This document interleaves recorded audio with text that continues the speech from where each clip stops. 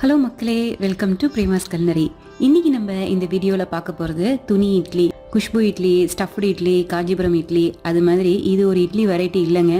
இது ஜஸ்ட்டு நம்ம இட்லி ஊற்றுற மெத்தடில் ஒரு மெத்தடு தான். நம்ம நார்மலாக எப்படி இட்லி ஊற்றுவோம், ஆயில் போட்டு கிரீஸ் பண்ணி அப்படி தான் நம்ம இட்லி ஊற்றுவோம். சில பேர் வீட்டில் இன்னுமே இந்த துணி இட்லி மெத்தடு ஃபாலோ பண்ணிகிட்டு இருக்காங்க.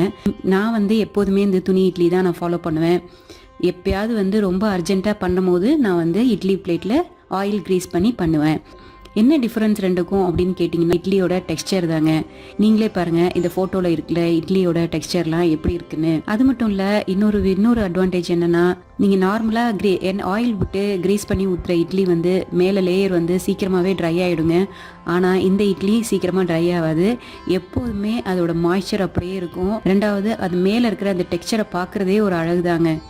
ஸோ இந்த துணி இட்லி எப்படி பண்ணுறதுன்னு பார்த்துடலாம். இந்த மாதிரி ஒரு காட்டன் துணி எடுத்துக்குங்க. நீங்கள் எந்த இட்லி பிளேட் யூஸ் பண்ண போறீங்களோ அந்த இட்லி பிளேட் எடுத்துக்குங்க. அந்த இட்லி பிளேட்டோட 1 இன்ச் பெருசா இருக்கிற மாதிரி இன்னொரு சாதாரண பிளேட் எடுத்துக்குங்க. 1 இன்ச் பெருசா இருக்கிற நார்மல் பிளேட்டை நம்ம அந்த துணி மேலே வச்சிருவோம். ஒரு பென்சிலால அந்த தட்டை அப்படியே ட்ரேஸ் பண்ணிக்கலாம். இப்போ நம்ம ட்ரேஸ் பண்ணியாச்சு. இதில் பாருங்கள், மிடில் ஒரு ஹேண்டில் மாதிரி இருக்குது. இதை பிடிச்சி தான் நம்ம எப்போதுமே இட்லி பிளேட்டை தூக்குவோம்.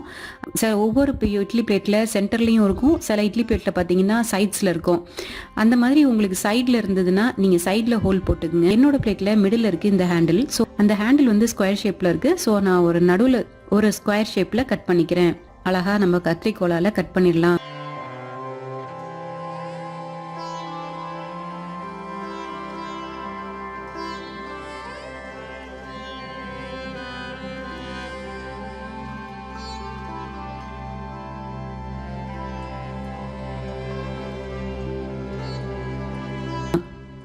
அதே மாதிரி இப்போ இந்த மிடில் போட்ட ஸ்கொயரையும் கட் பண்ணி எடுத்துடலாம். ஸோ இட்லி துணி ரெடி ஆயிடுச்சுங்க. இதே மாதிரி இதே மெஷர்மெண்ட்டில் இன்னொரு பீஸ் நம்ம கட் பண்ணி எடுத்து வச்சுக்கலாம்.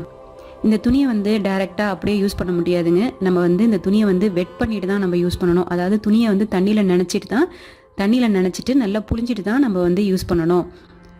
இப்போ நான் தண்ணியில் நினச்சிட்டேன், நல்லா புழிஞ்சிட்டேன். இந்த துணியை நான் பிளேட் மேலே போட்டுடுறேன். கரெக்டாக பாருங்கள், அது நடுவில் இருக்கிற சென்டரில் போயிட்டு நல்லா செட் ஆகிடுச்சு. அதே மாதிரி நம்ம எதுக்காக ஒரு சைஸ் பெரிய பிளேட்டில் கட் பண்ணோன்னா, நம்ம இந்த குழியிலலாம் அமுக்கும் போது இந்த பிளேட்டுக்கு கரெக்டாக அது செட் ஆகிடும். அதனால தான் நம்ம ஒரு சைஸ் பெரிய பிளேட்டில் கட் பண்ணோம். இப்போ பாருங்கள், இது கரெக்டாக செட் ஆகிடுச்சு. இப்போ இந்த குழியில் மாவை விட்டுடலாம்.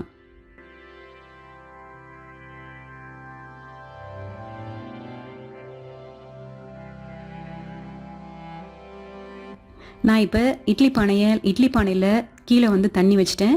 ஸோ இந்த இட்லி பிளேட்டை நான் உள்ளே வச்சிடுறேன்.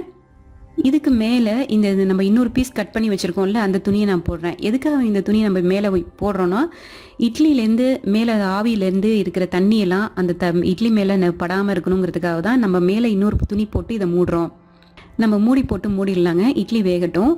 எனக்கு 10 to 15 மினிட்ஸ் ஆகும் ஒரு தடவை இட்லி வேகிறதுக்கு. அதனால் நான் ஒரு 10 to 15 மினிட்ஸ் கழித்து நான் இந்த இட்லி பானையை ஓப்பன் பண்ணுறேன். லைட்டாக தண்ணி தெளிச்சுட்டு இந்த மேலே இருக்க துணியை எடுத்துடலாம். இந்த இட்லி பிளேட்டை வெளியில் எடுத்துடலாம். மேலே கொஞ்சம் தண்ணி ஸ்ப்ரிங்கிள் பண்ணி விட்டு இந்த துணியை இட்லியிலேருந்து ரிமூவ் பண்ணிடலாம். பாருங்கள் எவ்வளோ அழகாக வருது.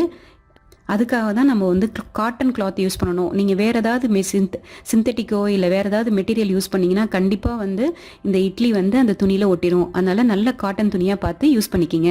இட்லியோட டெக்ஸ்சர் எப்படி இருக்குது பாருங்கள். இந்த மாதிரி இட்லி பண்ணி பாருங்கள். கண்டிப்பாக 4லேருந்து 5 இட்லி உள்ளே போகும். ட்ரை பண்ணி பாருங்கள். இந்த மெத்தடில் இட்லி ட்ரை பண்ணி பார்த்துட்டு எப்படி இருந்ததுன்னு உங்களோட ஃபீட்பேக் எனக்கு சொல்லுங்கள். ஓகே, இட்லி பண்ணியாச்சு. இந்த துணியை எப்படி வாஷ் பண்ணுறது, இதுதானே உங்களோட அடுத்த கேள்வி. உங்களோட மைண்ட் வாய்ஸ் எனக்கு நல்லாவே கேட்குதுங்க. ஒன்றும் இல்லை, ரொம்ப சிம்பிள் தான். இந்த துணியை இந்த ஹாட் வாட்டர்லேயே கொஞ்சம் நேரம் போட்டு வைங்க. ஒரு 5-10 மினிட்ஸ் கழித்து பார்த்தீங்கன்னா கடகடன்னு ரொம்ப ஈஸியாக இந்த துணியை வாஷ் பண்ணிடலாம். அதுக்கப்புறம் இன்றைக்கி சண்டே ஸ்பெஷலுங்கிறதுனால இந்த இட்லிக்கு காம்பினேஷனாக நான் வடகறி பண்ணியிருக்கேன். அதை நான் அந்த வீடியோ போஸ்ட் பண்ணியிருக்கேன். கண்டிப்பாக அந்த வீடியோ செக் பண்ணி பாருங்கள். இட்லிக்கு செமையாக இருக்கும் இந்த காம்பினேஷன். இந்த வீடியோ உங்களுக்கு யூஸ்ஃபுல்லாக இருந்ததுன்னா லைக் பண்ணுங்கள், ஷேர் பண்ணுங்கள், சேனலை சப்ஸ்கிரைப் பண்ணுங்கள், அப்புறம் இன்ஸ்டாகிராமில் ஃபாலோ பண்ணுங்கள். அடுத்த வீடியோவில் இன்னும் நிறையா இன்ட்ரெஸ்டிங்கான ரெசிபிஸோட உங்களை நான் சந்திக்கிறேன்.